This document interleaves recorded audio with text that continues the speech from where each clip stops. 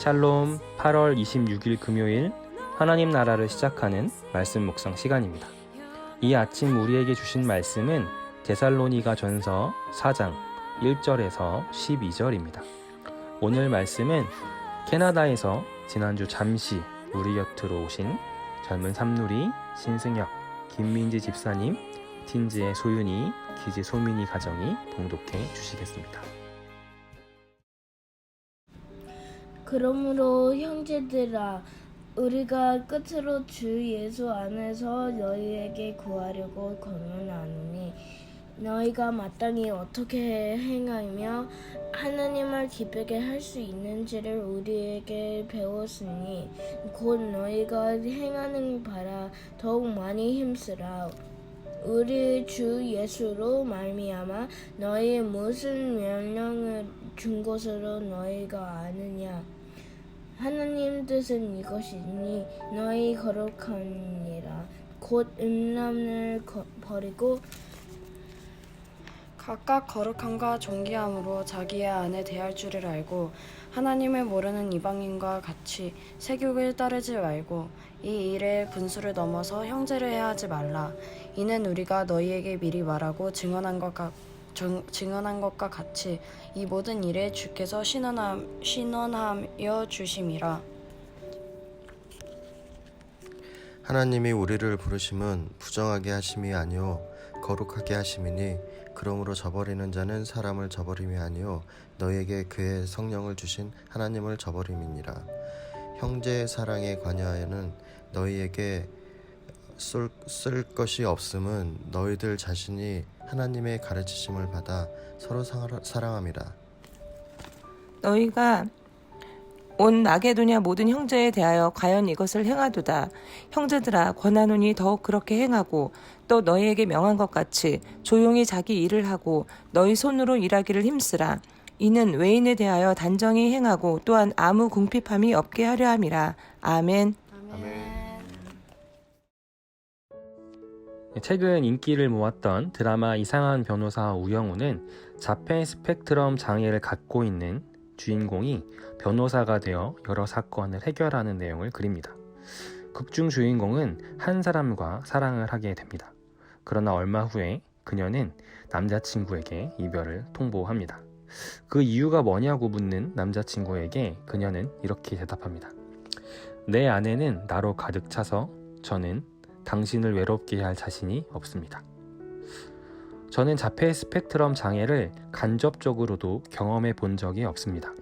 그래서 이 장애를 다루는 게 조심스럽지만 이 드라마가 그린 모습과 사전적인 정의로 이에 대해 설명하자면 자폐는 일반적으로 다른 사람과의 상호작용에 어려움을 겪고 자기 중심적인 행동을 하는 장애를 일컫습니다.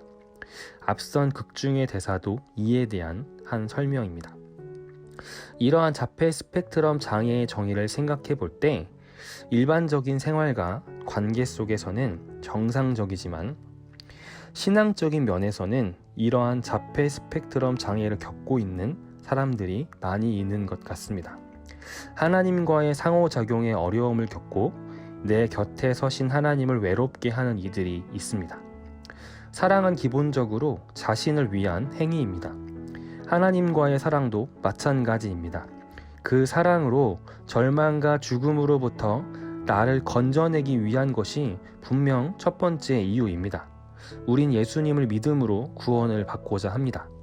그러나 사랑은 동시에 상대방을 위한 행위이기도 합니다. 하나님과의 사랑도 마찬가지입니다. 헌신과 희생이 사랑의 목적은 아니지만 동시에 사랑은 이를 넘어 상대를 위한 것입니다. 나를 채움과 동시에 상대를 채우고 상대에게 헌신과 섬김이 곧 나를 채우는 일이 되는 것, 이것이 바로 사랑입니다. 인간의 창조 목적이 하나님을 영화롭게 하기 위함이다 라는 말 또한 이러한 의미입니다. 이러한 인간을 창조하신 하나님의 의도를 마치 하나님께서 인간을 도구화하기 위해 지으셨다고 생각하거나 우리에게 요구되는 행동과 책임을 구원의 어떤 조건으로 여기는 것은 따라서 적절하지 않습니다. 만약에 이러한 생각들이 든다면 이것은 어쩌면 자기 중심적인 신앙 에서 나오는 생각들입니다.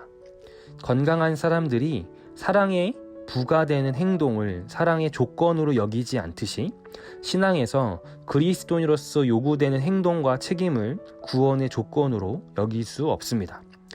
우린 하나님을 사랑하기에 마땅히 하나님을 기쁘시게 하는 삶을 살아야 합니다. 오늘 본문은 이를 두 가지로 제시합니다.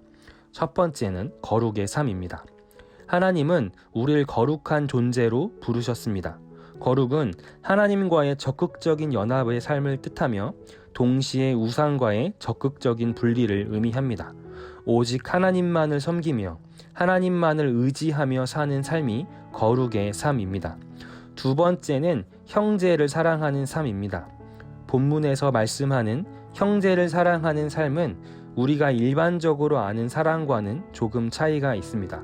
형제 사랑은 조용히 자기 일을 하고 너희 손으로 일하기를 힘쓰는 것입니다. 이 당시 교회는 서로의 재산을 공유하고 서로의 형편을 돌보고 부족한 사람을 도와주는 경제 공동체였습니다. 이때 드러난 한 가지 문제는 도움을 받는 이들은 그 삶에서 벗어나 일하려 하지 않고 나태함에 빠질 우려가 있었다는 것입니다. 이에 바울은 오늘 본문에서 조용히 자기 일을 하는 것, 나태함에서 벗어나 자기 몫의 삶을 사는 것을 형제 사랑의 행동으로 정의합니다. 두 번째로 재산이 많은 부유층들은 그동안 사회적 지위 덕에 무관했던 노동에 참여하여 다름을 보일 것을 요구합니다.